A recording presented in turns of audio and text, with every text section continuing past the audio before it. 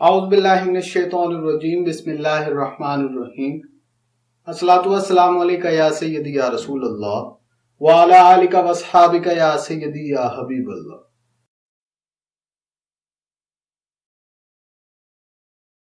محبوب خدا سے بارش کی اطاعت و محبت۔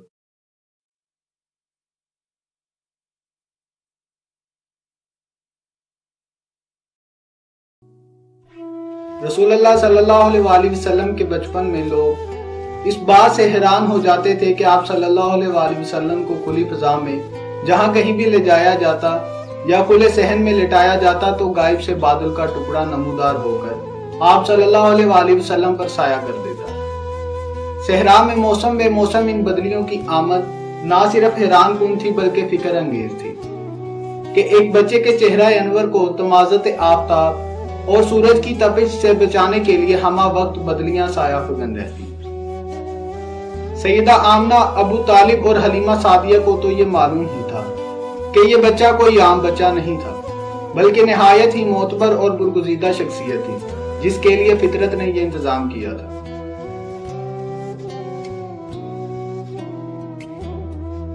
بادل تھے کہ چہرہ انور کے جانثار بن کر حالہ کیے رکھتے اور سورج تھا کہ ان کی دید کی ایک جھلک پانے کے لیے بےتاب اور کوشاں رہتا۔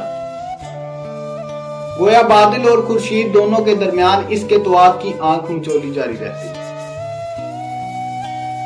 بارش کی اطاعت و محبت۔ حضرت انس بن مالک رضی اللہ تعالیٰ عنہ سے روایت کے مطابق رسول اللہ صلی اللہ علیہ وسلم کے عہد میں ایک مرتبہ قحط پڑا۔ آپ صلی اللہ علیہ وسلم خطبہ جمعہ ارشاد فرما رہے تھے۔ ایک عرابی نے کھڑے ہو کر عرض کیا، یا رسول اللہ صلی اللہ علیہ وسلم، مال ہلاک ہو گئے ہیں اور عیال بھوکوں مرتے ہیں۔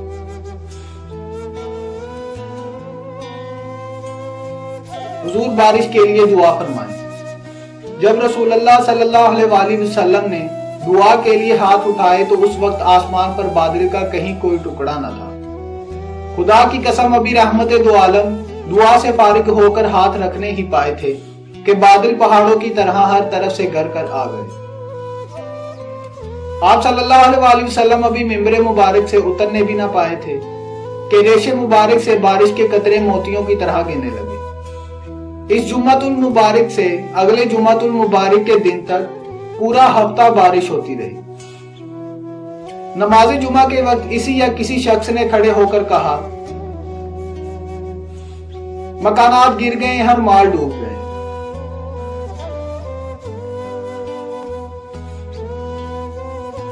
حضور دعا فرمائے بارش تھم جائے۔ اس پر رسول اللہ صلی اللہ علیہ وسلم نے اللہ کے حضور ہاتھ اٹھا کر دعا فرمائی، الہی ہمارے گرد برسے اور ہم پر نہ برسیں، اور بادل کو آپ صلی اللہ علیہ وسلم نے جدھر اشارہ فرمایا وہاں سے کھل گیا۔ اس دعا کی قبولیت سے مدینہ منورہ میں بارش رک گئی اور مدینہ شریف کے گرد و نواح میں دور دور تک باران رحمت جھلتھل سے برستی رہی، حتیٰ کہ سب گڑھے ٹوبے بھر گئے اور صحرا سیراب و شاداب ہو گئے۔ سبحان اللہ۔ اسی طرح حضرت عمر رضی اللہ تعالیٰ عنہ سے روایت کے مطابق ایک سفر جہاد میں لوگوں کو پیاس کی شدت نے تکلیف دی تو حضرت عمر رضی اللہ تعالیٰ عنہ نے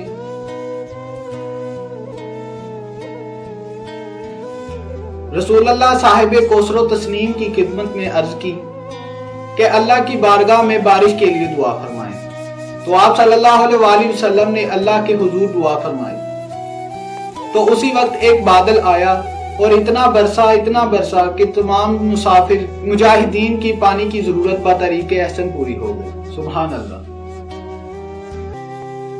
ایک بچے کے چہرہ انور کے صدقے بران رحمت۔ جلمہ بن ارفطہ سے ابن عساکر کی روایت کے مطابق بران رحمت کا یہ سلسلہ ظہور نبوت کے بعد ہی جاری نہیں ہوا بلکہ رسول اللہ صلی اللہ علیہ وسلم کے بچپن کے ابتدائی سالوں میں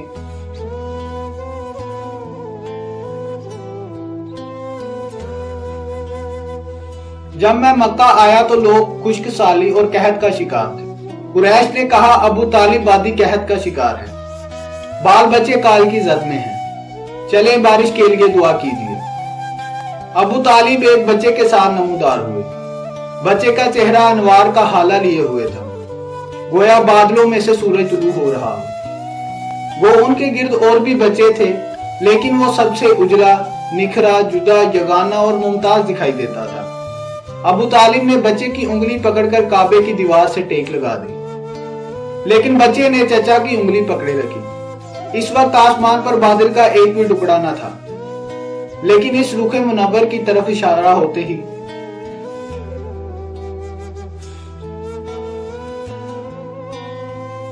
ادھر ادھر ہر طرف سے بادل آنا شروع ہو گئے اور ایسی دھواں دار بارش ہوئی کہ وادی میں سیلاب آ گیا، شہر و بیاباں سرسبز ہو گئے۔ حضور صلی اللہ علیہ وآلہ وسلم کے چہرہ اقدس کے صدقے سب پر رحمتوں کی برسات ہوئی۔ اسی بات کی یاد کئی سال بعد مدینہ شریف میں تازہ ہو گئی، جب ایک بوڑھے یہودی نے آزمائش کی خاطر آپ صلی اللہ علیہ وآلہ وسلم سے باران رحمت کے لیے دعا کے لیے عرض کی۔ آپ صلی اللہ علیہ وآلہ وسلم نے پوچھا، کبھی پہلے بھی ایسا واقعہ دیکھا تھا؟ اس یہودی نے کہا، ہاں، مدتوں پہلے ایسے ہی کال میں ایک نورانی بچے کے